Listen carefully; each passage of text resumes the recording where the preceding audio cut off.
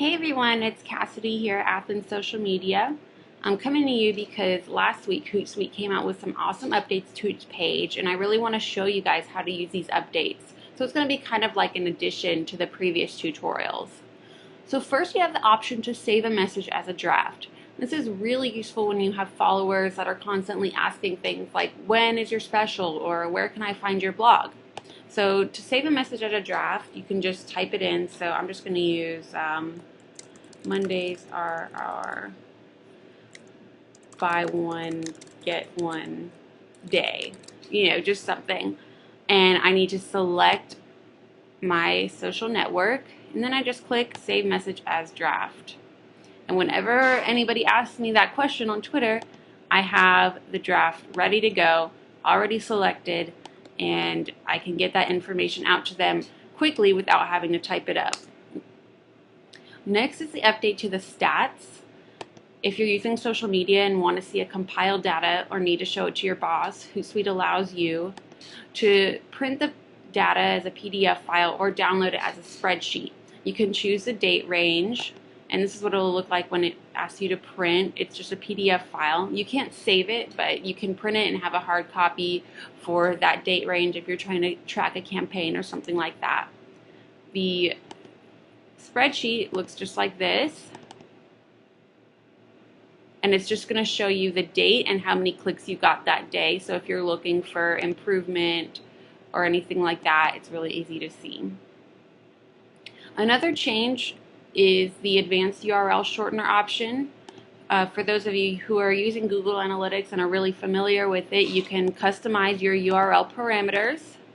So you can have your source, your medium campaign, and when you go to your Google Analytics page, it'll show you how to do that. And finally, one of the coolest updates, I think, is the people page. This page will allow you to display all your followers and followings from a Twitter profile.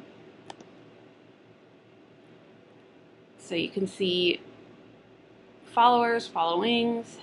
You can have your list displayed.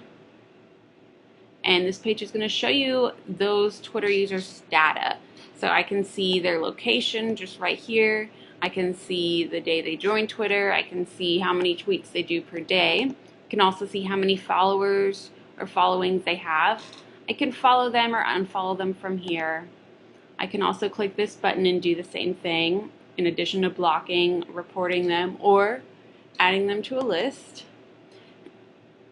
And I can also add them to a list by clicking on their icon and dragging their little face to any of the lists that I have up.